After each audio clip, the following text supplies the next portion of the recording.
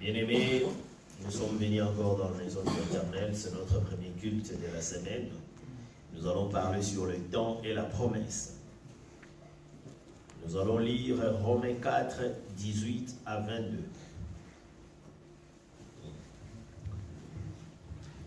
Nous allons lire Romains 4, 18 à 22.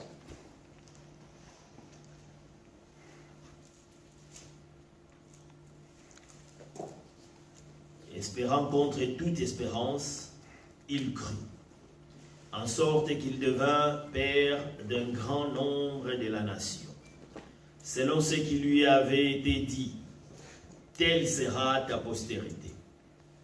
Et sans faiblir dans la foi, il ne considéra point que son corps était déjà usé, puisqu'il avait près de 100 ans, et que Sarah n'était plus en état d'avoir des enfants. Il ne douta point par incrédulité au sujet de la promesse de Dieu, mais il fut fortifié par la foi, donnant gloire à Dieu, et ayant la pleine conviction que celui qu'il promet, il peut aussi l'accomplir. C'est pourquoi cela lui fit imputer à justice. Amen. Bien-aimés dans le Seigneur, à chaque fois Dieu nous fait la promesse, il nous fait la promesse dans le temps, et cette promesse a besoin de temps pour pouvoir se réaliser en son temps. Alors si nous ne comprenons pas ça, il est possible que nous puissions passer à côté des desseins arrêtés par le haut conseil de Dieu, de notre grand égard. Pourquoi? Parce que chaque promesse qui est faite par Dieu est faite dans le présent. Toute promesse qui est faite par Dieu est faite dans le présent. Même quand Dieu, avant de créer les cieux et la terre, il y avait d'abord une promesse en lui-même que je veux créer les cieux et la terre. C'était dans le présent. Et puis la réalisation, ça se passe dans le futur. Amen. Parce qu'à chaque promesse qui est faite par Dieu est faite dans le présent.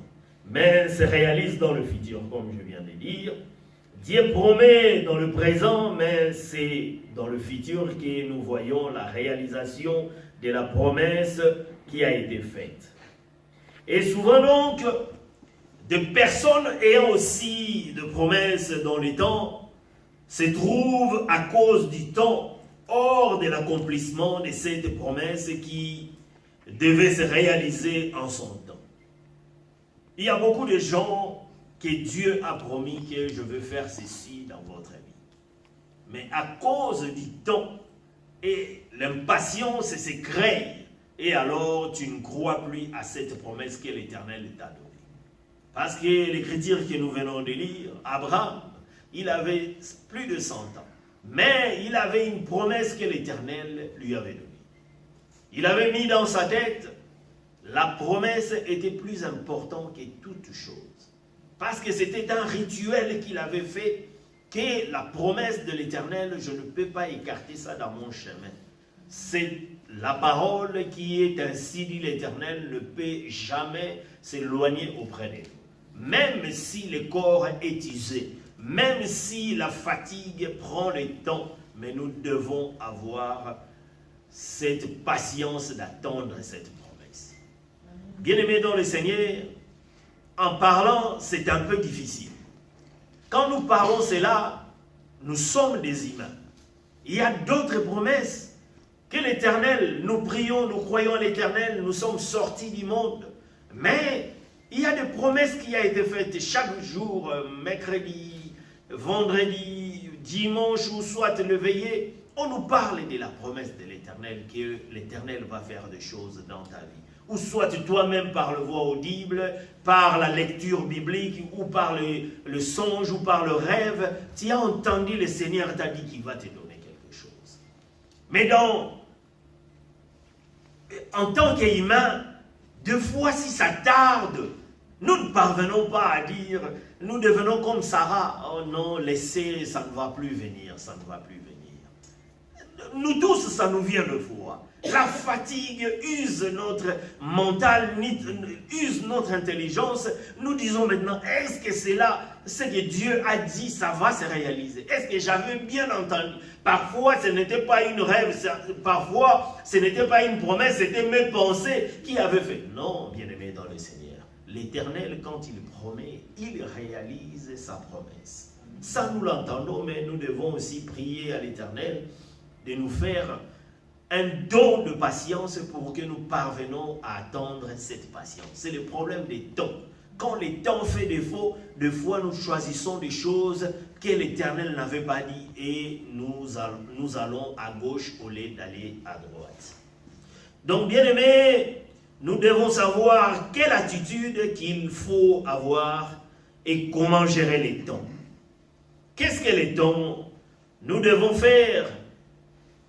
Qu'est-ce que nous devons faire pour que le temps ne soit pas un obstacle, mais bien au contraire, que le temps soit notre allié, qui nous aide à jouir de promesses arrêtées par les hauts conseils de Dieu. D'ailleurs, nous devons savoir qu'est-ce qu'est le temps, parce que nous devons d'abord savoir la définition des temps. C'est ça qui est très important. Parce que quand il y a une promesse, les temps, de fois quand les temps ça se prolonge. Et tant qu'humains, des fois nous nous fatiguons. Nous disons, est-ce que cela va se réaliser? Nous commençons à nous poser des questions.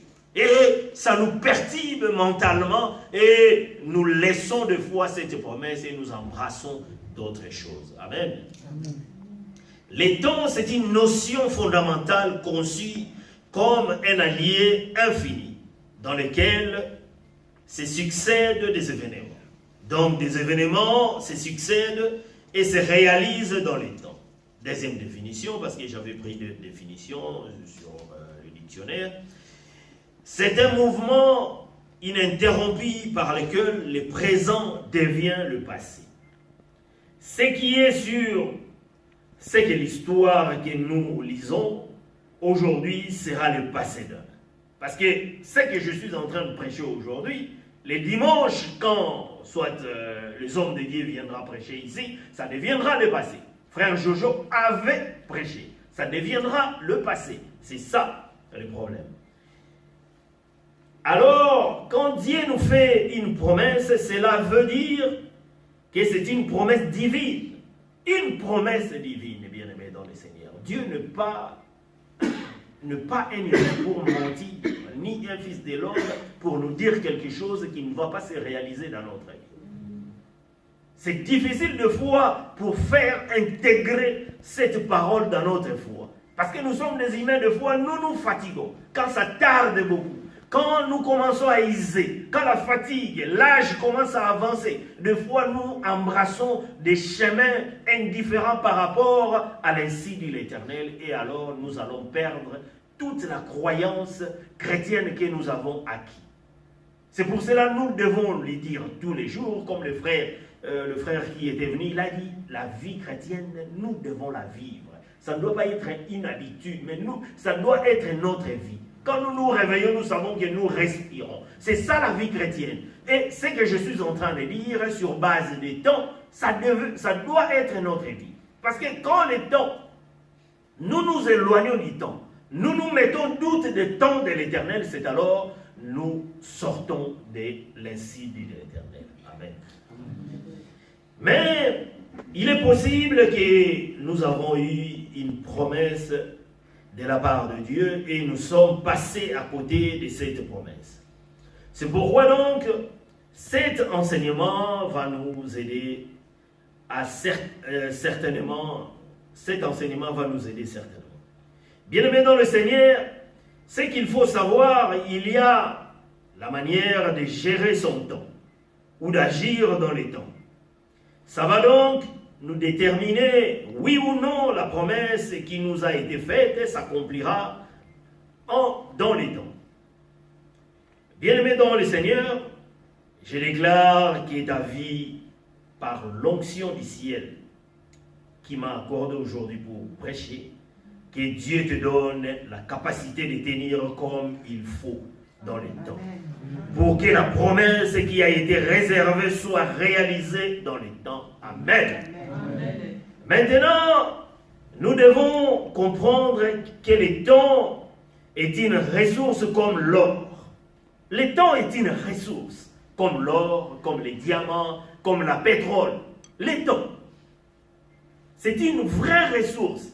Parce que quand nous avons le temps, nous avons la patience, nous pouvons agir, nous pouvons faire beaucoup trop de choses. Mais quand nous n'avons pas de temps, nous n'avons pas la patience, il y a quelque chose qui peut venir au lieu d'attendre, on peut s'énerver, on peut avoir des attitudes indifférentes, alors nous passons à côté et nous ratons ce qui a été dit selon les signes de l'Éternel. Amen. Amen. Mais ce qui est intéressant au sujet du temps, le temps est une ressource, comme je viens de dire, très précieuse, que chacun d'entre nous obtient de Dieu à même qualité et au même prix. Cela veut dire gratuitement. Nous tous, nous avons le temps. Mais quand je dis les temps, je comparais les temps avec le pétrole, avec l'or, diamant, là, ça dépend. Il y a des gens qui sont spécialisés en ça qui peuvent l'avoir.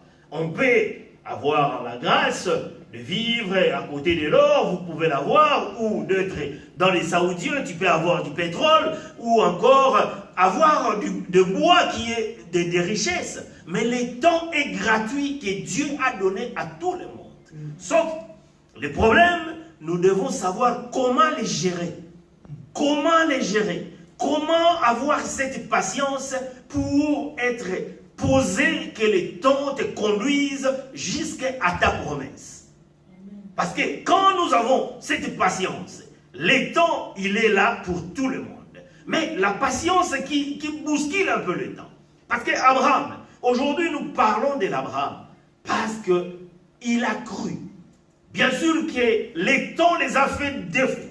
Sa femme venait lui dire, Abraham, j'ai vu que l'âge a déjà avancé.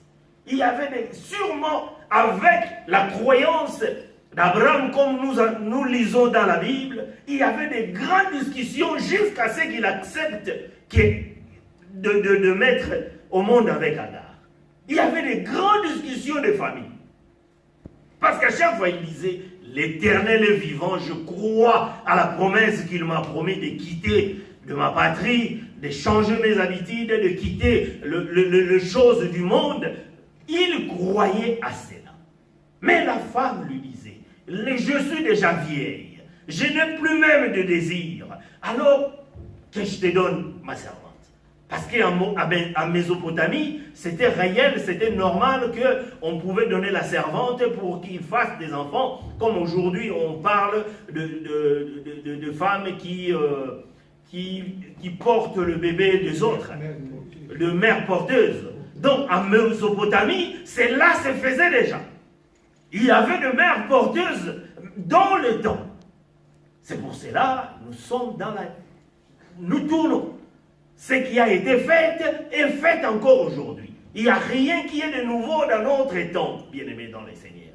Nous pouvons croire que nous avons créé, mais nous allons voir que peut-être dans l'ancien temps, c'était dans le brillant, et aujourd'hui on a un peu corrigé pour qu'on change de nom, le mère porteuse. Agar, elle avait porté, parce que cet enfant n'était pas la tienne.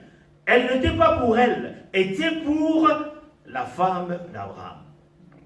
Parce que c'est Abraham qui avait le monopole de cet enfant et sa patronne, parce qu'elle était la servante, c'est sa patronne qui était, c'était son enfant.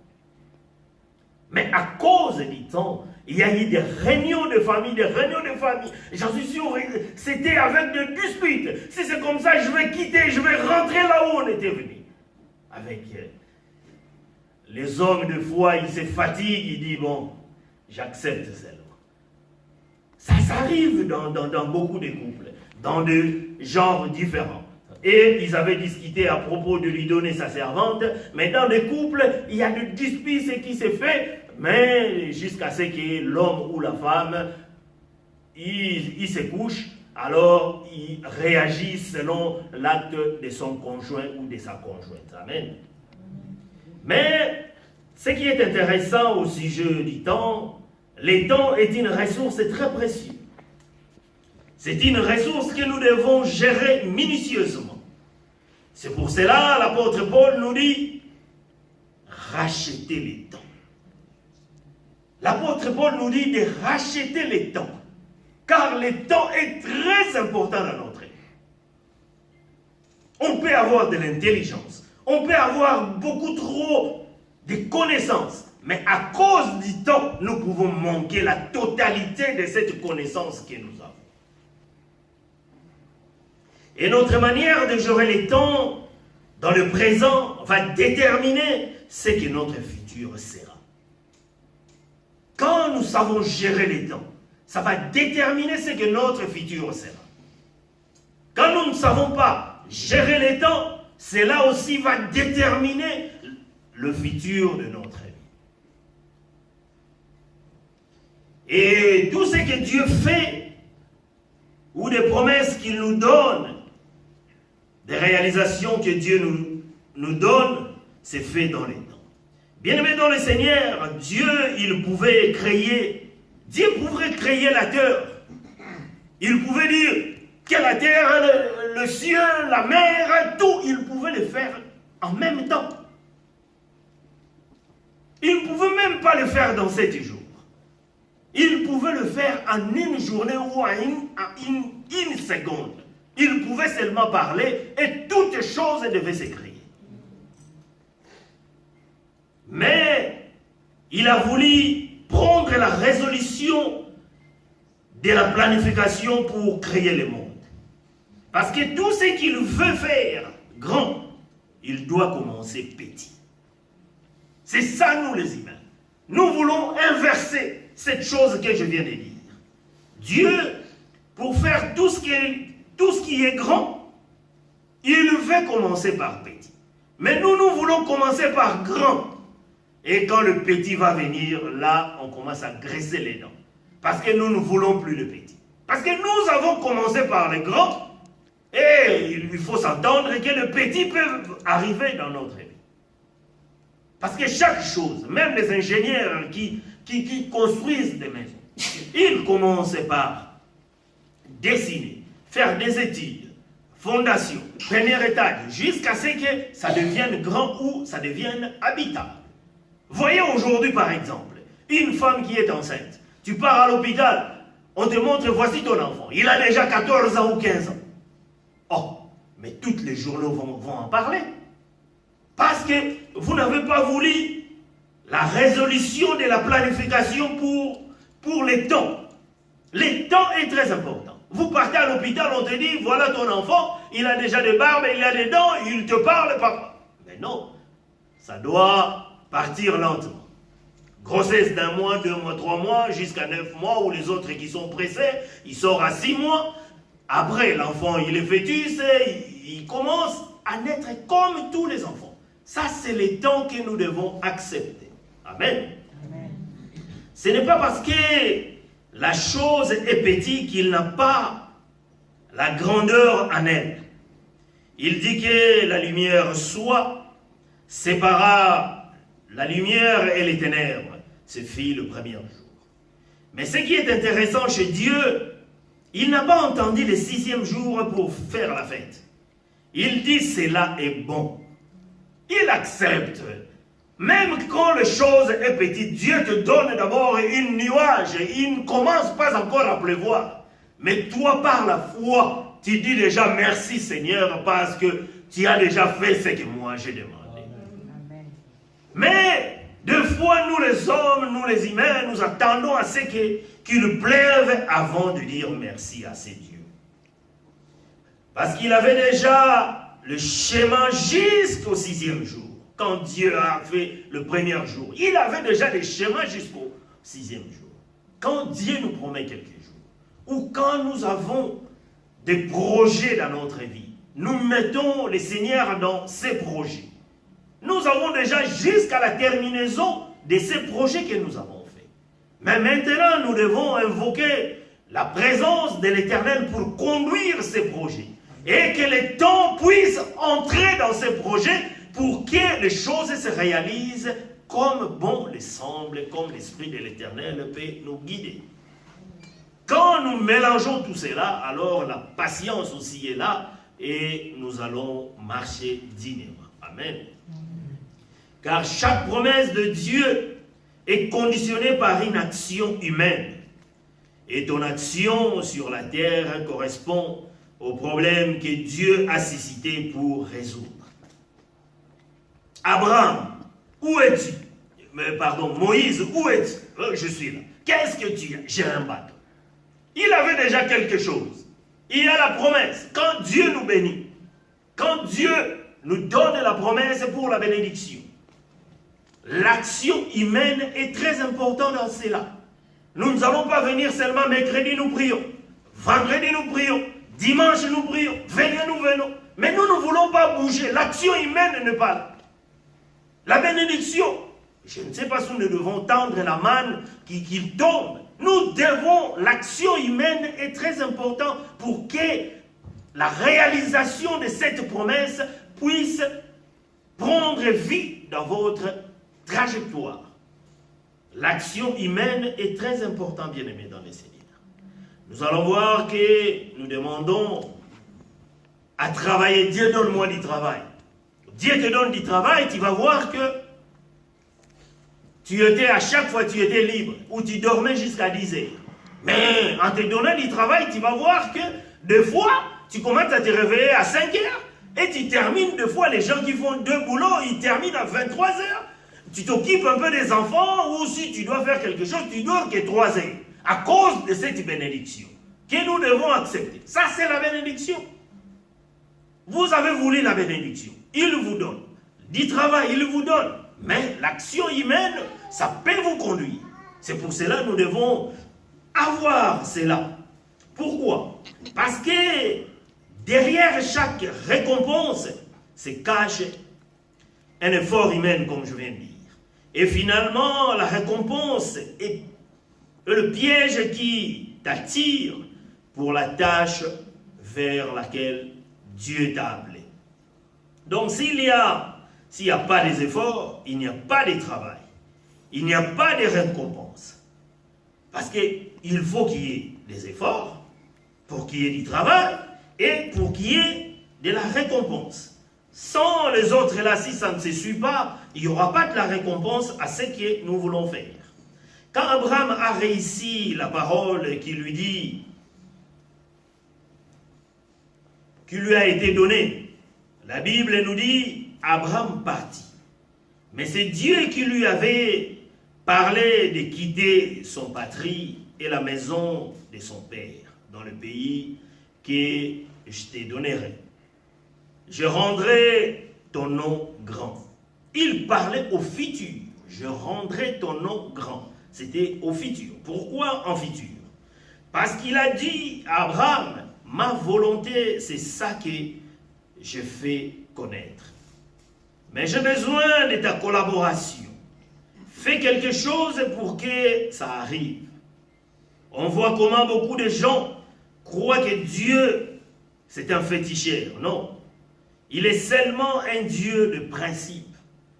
Beaucoup de gens, ils ne veulent pas se conformer selon la vie chrétienne. Il veut être dans l'église, mais en vivant dans le monde. Il veut continuer sa vie mondaine. Mais il veut que Dieu lui donne ce que lui, il veut. Dieu n'est pas un féticheur. Il a dit, toute personne qui est chargée, venez à moi, je veux vous décharger. Quand on vous décharge, il y a des principes qui suivent avec les déchargements. Il vous enlève tous les péchés. Si vous avez la grâce, il t'enlève toute maladie. Si vous avez la grâce, il te bénit. Mais il y a des principes que nous devons suivre vis-à-vis de ces dieux pour marcher dans l'indifférence de ce monde, que nous marchions en craignant l'Éternel. Abraham est parti comme l'Éternel lui avait dit. Bien-aimés dans le Seigneur, est-ce que nous sommes mis en mouvement comme l'Éternel nous a demandé? Parce qu'il y a des gens qui tournent en rond. Pourquoi? Parce qu'ils font le mouvement en mauvaise direction. Beaucoup de gens, ils font des mouvements en mauvaise direction. L'Éternel te dit d'aller au nord, mais toi, de tes sentiments, tu aimes beaucoup aller au sud, et tu pars dans le mauvais sens. Et tu dis que le Seigneur n'agit pas. Le Seigneur, il m'a oublié.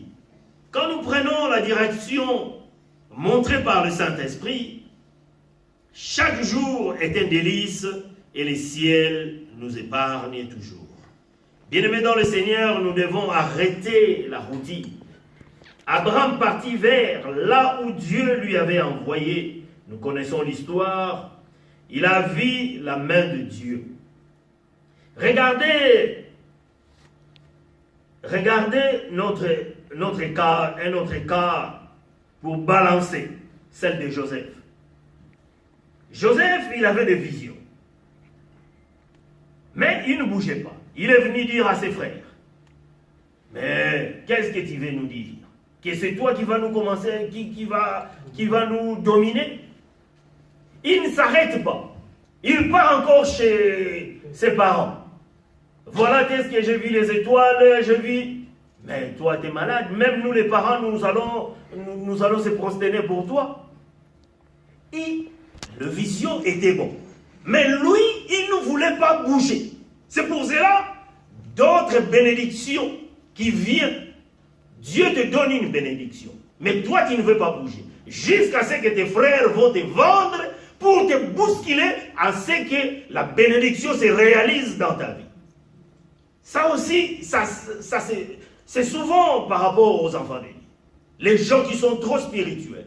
Parce qu'il y a la spiritualité, il y a aussi l'action humaine. Nous ne devons pas oublier, quand nous utilisons la spiritualité, l'action humaine, nous ne pouvons pas les nier, nous devons l'associer. Que la spiritualité avale l'action humaine, conduise le chemin de l'éternel.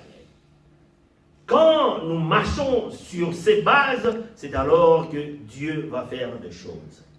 C'est pour cela, nous avons vu Joseph, il ne bougeait pas, il disait seulement ses rêves. C'était réel ses rêves. Mais il ne bougeait pas, jusqu'à ce que ses frères l'ont vendu, et pour que ça se réalise ce que l'Éternel lui avait promis. Donc il y a des problèmes qui arrivent dans notre vie, parce que nous ne bougeons pas.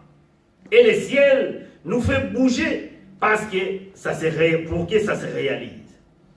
Bien-aimés, nous allons à hauteur moins nous sommes accompagnés, et n'oubliez pas les choses profondes.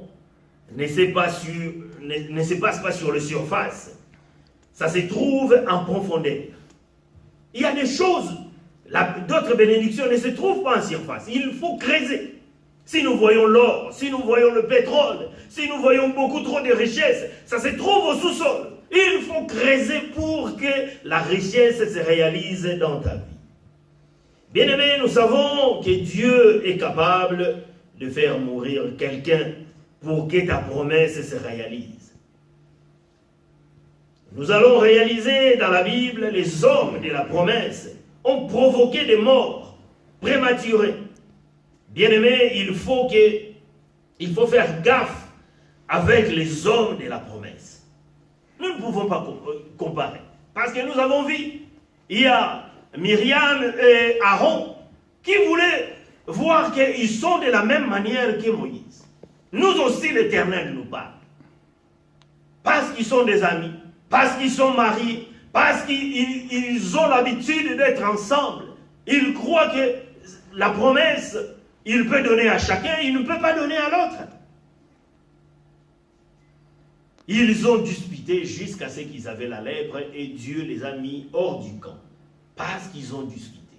Nous devons craindre les gens qui ont la promesse de l'Éternel. La crainte, nous devons l'avoir, bien-aimé. Nous ne devons pas faire l'amitié parce qu'il était ton petit frère du quartier. Parce tu lui as vu comment est-ce qu'il est venu dans l'église. Mais si c'est quelqu'un qui a la promesse de l'Éternel, nous devons avoir cette crainte de l'Éternel. Amen. Bien-aimés, nous savons que ce qui a poussé Abraham dans le bras d'Agar, si la promesse n'avait pas pris trop de temps, Abraham n'allait pas faire ce qu'il avait fait chez Agar. Mais Dieu parle à un homme. Tu quittes ton foyer. Il y a 11 ans. Après, il ne voit rien. Sarah apparaît encore pour dire à son mari, ce n'est pas Eliezer de Damas qui sera notre héritier, ton héritier. Parce qu'il y avait son serviteur qui était habitué. Et Sarah voyait, mais ça ne venait pas, comment est-ce que nous allons faire? Tout ce que je viens de dire là. Bien-aimés dans le Seigneur, beaucoup de gens dans la vie, soit dans le mariage, soit dans le travail, ils ont pris des hagards à cause de manque de temps. Le temps, la promesse de l'Éternel est là. Mais tellement tu ne veux pas patienter, l'âge est avancé, tu ne te maries pas. Le premier revenu, tu lui prends. Tu prends un hagard. Mais Dieu te dira, bon, je vais te bénir un tout petit peu parce que tu es mon enfant, tu as quitté le monde. L'âge a avancé. Non, je vois comme si bientôt ça va terminer. Je vais seulement entrer. Comme ici en Europe, il n'y a pas de problème. Tout le monde, il peut s'entendre et puis il se met dans une maison, il commence la vie. Mais nous savons que ce n'est pas ainsi dit l'Éternel. Il y a aussi des travails. Tu peux avoir un bon travail. Mais tellement tu es trop pressé, tu prends un hagard. Dans cette vie que nous amenons, il y a beaucoup de gens qui ont embrassé des hagards à cause de manque de temps. À cause de manque de patience. Le temps est là. La promesse est là. Mais sauf nous ne voulons pas attendre et nous embrassons Agar. Et nous avons Agar à la maison. Je vais vous donner un témoignage. Il y avait une sœur que je connais. Il passait à chaque fois dans les temps où les maisons étaient trop difficiles en Europe. Il y avait un vieux du quartier qui lui draguait, il voulait qu'il soit. Donc ce n'était pas même son genre, il ne pouvait même pas vivre avec ce monsieur. Mais là où lui, la dame était avec son compagnon, il y a un jour, il vendait de la drogue. Elle a fait voyager sa sœur elle est venue. Alors la police est venue là-bas, ils les ont mis dehors. Elle a regardé par-ci par-là, je vais être un SDF. Jusqu'à ce qu'il est rentré là-bas, chez Agar. Le monsieur, il est parti en prison. C'est lui vraiment qui l'aimait pour qu'il vive avec. Le monsieur est parti en prison. Il a fait 3 ans. La dame resta là-bas, un enfant. 2 enfants. Le monsieur est sorti de prison après 4 ans. Il a récupéré encore sa femme. Mais la malchance, le monsieur ne mettait pas au monde. Il est resté avec lui 2 ans, 3 ans, prison encore. La maison, on a pris encore la maison. Il est rentré encore chez... Aujourd'hui, ils ont 4 enfants. Et puis, il est resté là-bas. À chaque fois, quand il nous parle avec ça, il dit, ça, c'est vraiment pas là où je pouvais être. Elle sait bien qu'elle ne pouvait pas être là-bas. Mais le chemin a fait qu'elle soit là-bas. Donc, ce sont des histoires. Mais bien aimés, nous devons faire un effort d'avoir cette patience, d'avoir le temps que Dieu nous donne la promesse pour que notre chemin soit réalisé. Parce que la promesse est là. La bénédiction est là. Mais le temps, nous devons gérer le temps. Car c'est précieux. C'est donné à tout le monde. Amen. Dieu nous a promis beaucoup de choses, mais jusque-là, ça ne vient pas. Et par impatience, nous allons avoir des hagards. Bien-aimés, si nous voyons, les temps utilisent 2 temps. Bien-aimés dans le Seigneur, les temps utilisent 2 temps dans son air pour nous causer des problèmes. Le premier temps, c'est le passé. Les temps utilisent le passé pour nous déstabiliser. C'est pour cela, Ésaïe 43, 18 nous dit, ne pensez plus aux événements passés et ne considérez plus ce qui est ancien. 19 nous dit, voici, je vais faire une chose nouvelle. Sur le point d'arriver, ne la reconnaîtrez-vous pas? Je mettrai un chemin dans le désert et le fleuve dans la solitude. Bien-aimés, qu'est-ce que le passé fait? Le passé nous empêche de procéder de ce que le ciel nous réserve. C'est pour cela la foi regarde au futur, agit au présent. Celui qui regarde au passé n'agit pas par la foi. Elle demande à la femme de Lot. Il regardait trop au passé jusqu'à ce qu'elle est devenue le seul. Si nous voyons les gens qui sont pressés, si nous voyons Noé, Dieu lui a dit, créez un bateau. Il a créé un bateau, et puis les animaux vont entrer.